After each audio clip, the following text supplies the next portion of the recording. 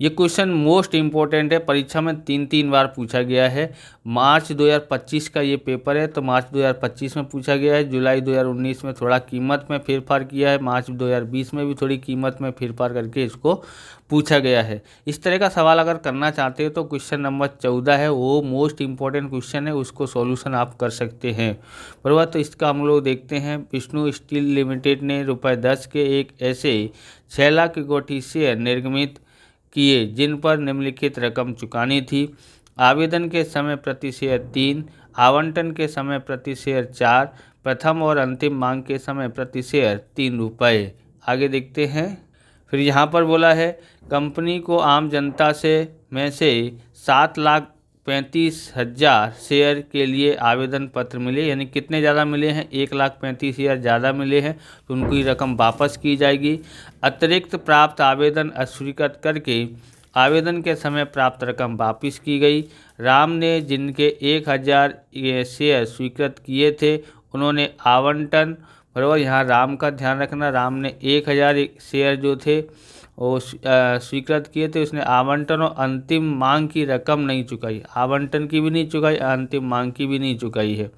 रहीम जिनके 600 शेयर स्वीकृत किए थे उन्होंने अंतिम मांग की रकम नहीं चुकाई है। कौन सी मांग नहीं चुकाई है? अंतिम मांग की।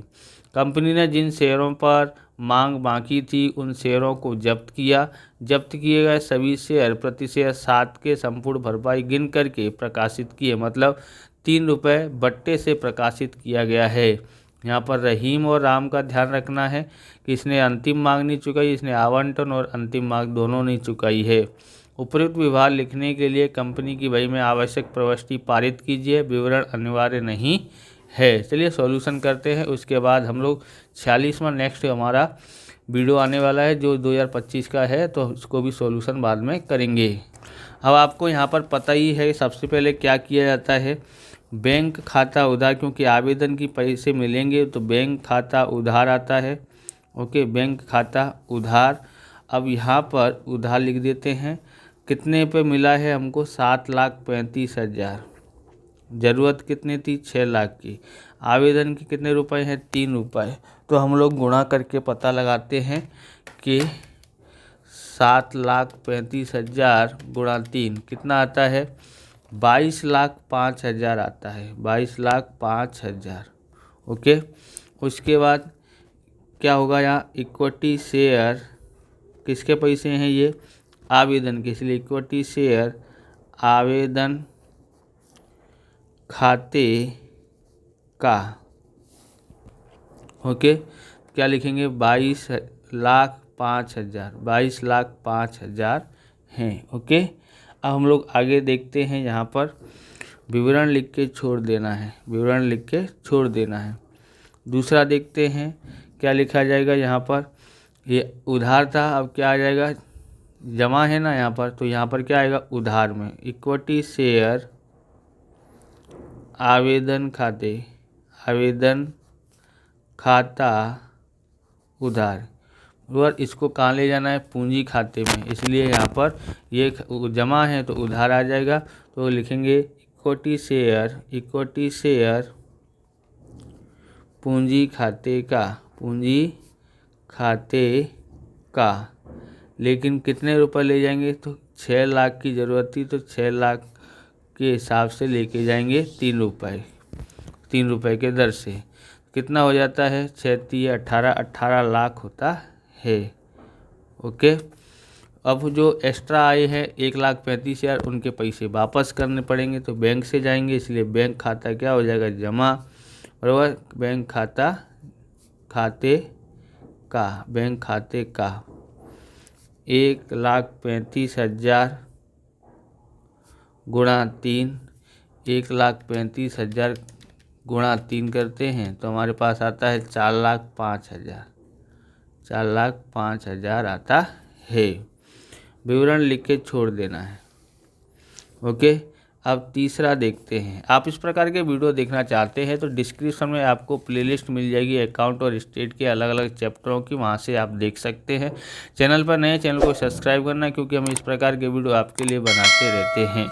चलिए आगे देखते हैं। हमको यहाँ पर आवंटन की रकम मंगाई जाएगी, तो इसलिए आवंटन खाता उधार आ जाएगा। जिसकी मंगाने की होती है वो खाता उधार हो जाता है। तो इक्विटी शेयर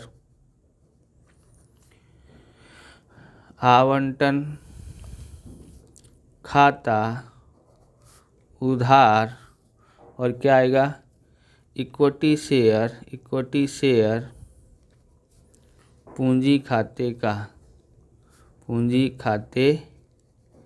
का कितना आता है, बराबर कितना आएगा यहाँ पर, तो आएगा यहाँ 6 लाख शेयर हैं, 4 रुपये है आवंटन की। तो यहाँ भी ऐसे ही आएगा 6 लाख गुणा 4, तो 6 चौक 24, 24 लाख होता है। कितना हो जाएगा, 24 लाख। ओके, 24 लाख हुआ। अब हम लोग यहाँ पर देखेंगे तो इनका पैसा मिलेगा तो क्या यहाँ पर विवरण लिख के छोड़ देना है। ओके, चौथा यहाँ लिखते हैं बैंक खाता उधार। तो सब पैसे मिलेंगे? नहीं, सब नहीं मिलेंगे, क्योंकि है ना, राम ने है ना 1000 शेयर स्वीकृत किए थे, उसने आवंटन की अंतिम रकम की नहीं दी थी, तो इसलिए यहाँ पर 1000 शेयर की रकम नहीं दी है। तो 6 लाख थे, 6 लाख में से 1000 घटा देते हैं, तो 5,99,000 पर हमको पैसे मिले हैं, क्योंकि राम ने 1000 शेयर पर पैसे नहीं दिए थे। तो यहाँ पर 5,99,000 गुणा 4 करते हैं, 5,99,000 गुणा 4 करते हैं, तो हमारे पास आता है 23,96,000 आता है। यहाँ लिखते हैं अप्राप्त आवंटन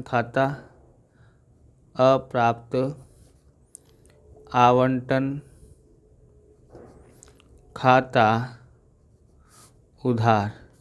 कितने शेयर पर नहीं मिले हैं, 1000, बराबर। अप्राप्त आवंटन या मांग नहीं भी लिखते हो तो भी नंबर कटते नहीं हैं, और लिखते हो तो भी नंबर नहीं कटते हैं, बराबर। अप्राप्त वाला नहीं लिखोगे तो भी चलता है। कितना है, 4 के भाव से, यानी 4000 यहाँ पर आ जाएगा। अब ये किसके हैं, पैसे मिले हैं आवंटन के, तो आवंटन खाता जमा हो जाएगा। इक्विटी शेयर आवंटन खाते का। ओके, तो ये यहाँ पर जो था 24 लाख, वही यहाँ पर आ जाएगा 24 लाख।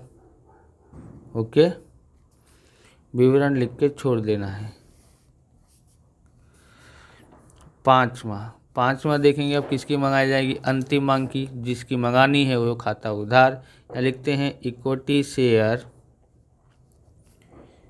अंतिम मांग खाता उधार, और क्या आएगा, इक्विटी शेयर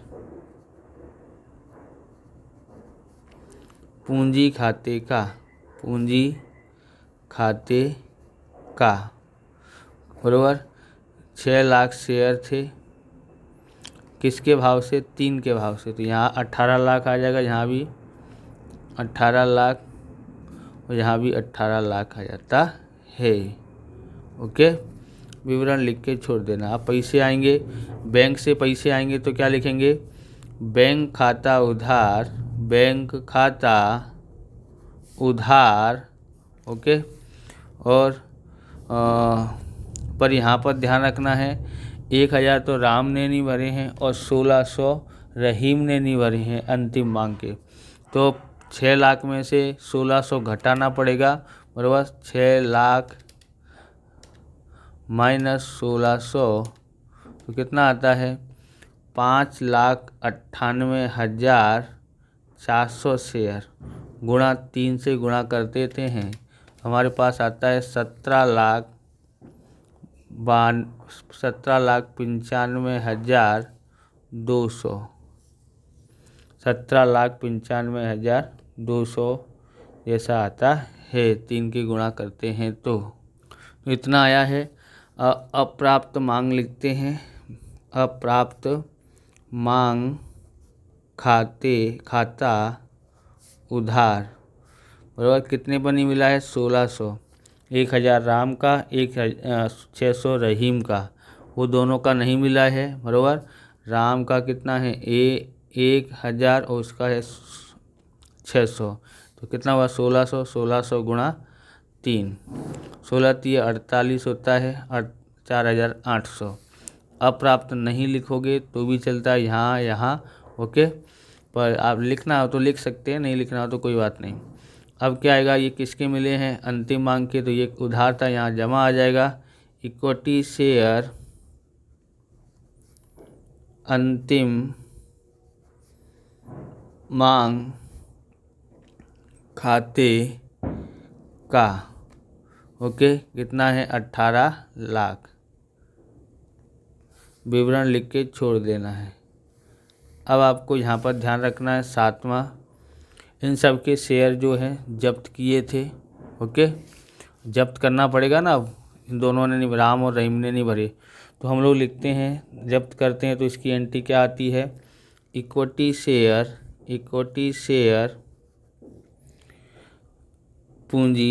पूंजी खाता उधार। यहीं से स्टार्ट करते हैं। सबसे पहले इक्विटी शेयर पूंजी खाता लिखा जाता है। 1600 शेयर हैं, मूल कीमत 10 है, तो कितना हो जाएगा? 16000 आ जाता है। अब शेयर जब्ती खाते जमा आएगा, शेयर जब्ती खाते का। अब यहाँ पर आपको ध्यान रखना है कि 1000 शेयर थे, उस पर 3 प्लस 600 शेयर पर 7, इतने रुपए जब्त होंगे। पर कैसे? जो रहीम था उसने आवेदन के और आवंटन दोनों के भर दिए, जितना भर दिया वो जब्त हो जाएंगे बराबर। इसने तो राम और रहीम का ये रहा, और सिर्फ राम ने जो है ना, सिर्फ है ना आवेदन के ही भरे थे, आवंटन और अंतिम मांग के नहीं भरे थे, इसलिए आवेदन के ही इसके जब्त होंगे। तो इसका कर लेते हैं, तो कितना आता है यहाँ पर? यहाँ 3000 आ जाता है, प्लस 7 6 42 बराबर। आप डायरेक्ट लिख सकते हैं, 42 हुआ, ओके। 4200 यहाँ पर आ जाता है, कहाँ पर आ जाएगा? 4200 और 3000, 7200 आता है, 7200 आता है। कितना था? 7200। 7200 आया है। अब क्या करूँगा? अब आएगा किसका बाकी रह गया, तो देखो इक्विटी शेयर आवंटन खाता आएगा, आवंटन खाते का जो बाकी रह गया, वो किसका बाकी रह गया था? आवंटन, तो आवंटन बाकी रह गया था राम का, तो राम का 1000 गुणा 4 कितना आता है? तो 4000 आता है, ओके।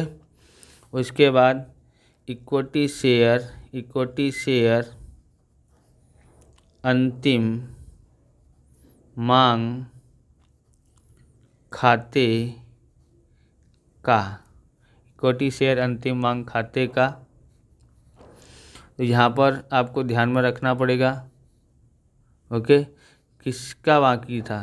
तो यहाँ पर देखो 1000 अंतिम मांग तो राम का भी और रहीम का दोनों का बाकी था, यानी कितना हुआ? 1600 हुआ। 1600 गुणा 3 करना पड़ेगा, तो 16 3 48, 4800 आता है, ओके। अब आपको यहाँ पर विवरण लिख के छोड़ देना है। 8वां हम लोग देखते हैं, यहाँ पर क्या आएगा?